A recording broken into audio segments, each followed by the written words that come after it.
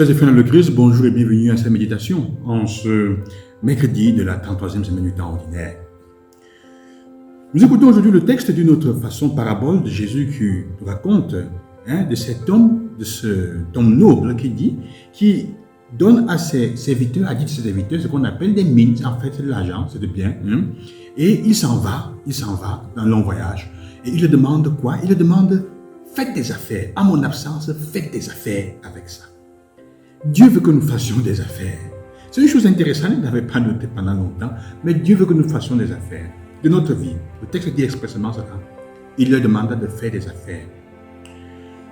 Alors les premiers, qu'est-ce qu'ils font? Ils prennent et ils vont développer cela. Ce qui est important, c'est qu'on nous dit qu'à chacun, il donne une mine.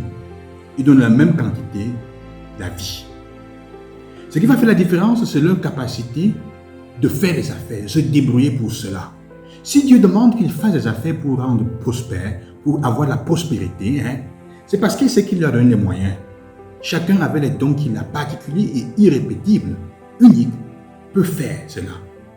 Et c'est intéressant pourquoi? Parce que Dieu dit fait comprendre que avec le don que nous avons unique, on peut apporter quelque chose à l'autre dans les affaires que nous faisons.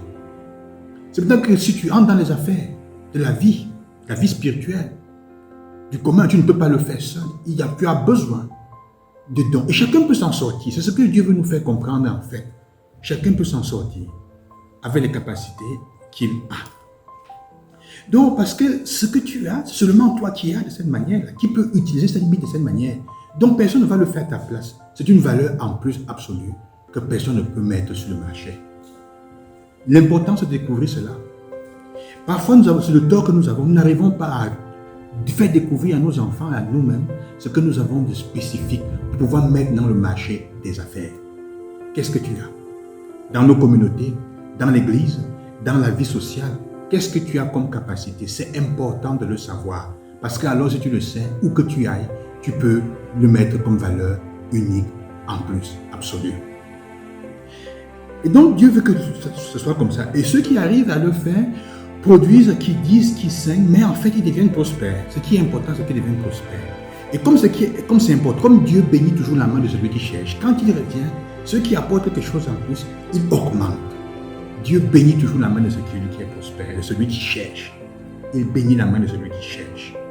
Même si parfois on a des obstacles autour, les gens deviennent des ennemis, Dieu bénit la main de celui qui cherche. C'est la foi en cela. La foi dans la confiance que le Maître leur a fait qu'ils sont capables de produire.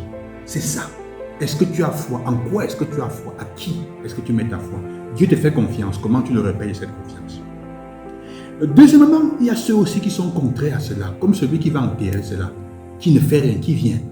Alors il y a ce monsieur correspond à ce que j'appelle 3 P qui vont produire un 4e P.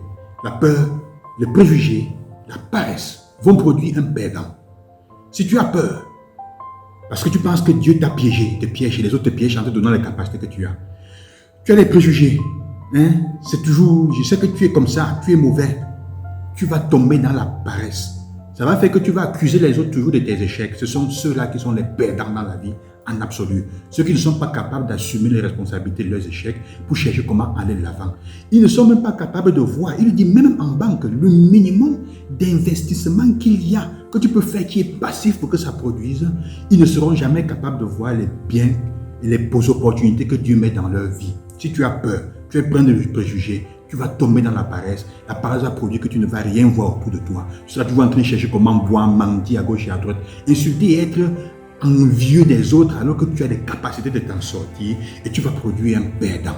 L'Évangile nous dit ça. De tous les points de vue, même spirituellement, on devient des perdants même spirituels quand on entre dans ces domaines-là où on voit toujours tout et on ne se fie pas de Dieu et de ce qu'il nous a donné. Il faut donc faire attention à cela, c'est ce que le Seigneur veut que nous soyons. Mais l'important, c'est individuer les capacités que nous avons pour faire les affaires dans le spirituel, dans le concret, tous les jours, sans oublier qu'il n'y a que dans la confiance en Dieu. Ce qu'il nous a donné pour notre vie, c'est pour que nous puissions la faire fructifier dans les affaires avec les autres pour produire. Évitons donc cela, chers frères et sœurs. Nous avons les capacités de nous en sortir, d'améliorer notre vie. C'est entre nos mains ce que le Seigneur veut nous faire comprendre. Parce que s'il restait toujours auprès de nous, deviendrons paresseux et dépendants. Il ne veut pas des gens dépendants. Il nous a donné les moyens de faire des affaires pour nous en sortir. Il faut chercher comment et se demander comment faire. Je voudrais finir avec la première lecture, là où il y a cette dimension de cet homme.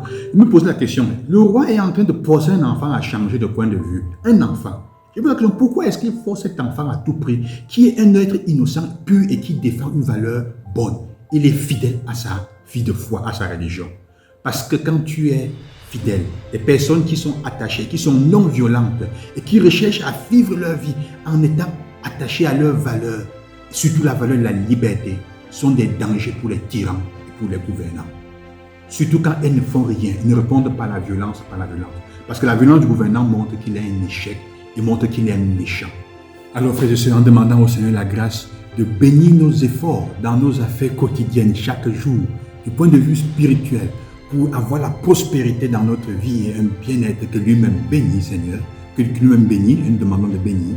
Demandons lui aussi la force, comme ce petit enfant de la première lecture, de défendre nos valeurs de foi, au point de donner notre vie dans cette route, dans cette vie où il y a toujours en face de nous un tyran, quelqu'un qui est prêt à vouloir nous faire, nous payer, nous acheter. Que le Seigneur vous accompagne et qui vous bénisse et qui vous donne beaucoup de force en ces jours pour faire les affaires dans lesquelles il veut que nous plongions dans la vie. Bonne journée, que Dieu vous accompagne.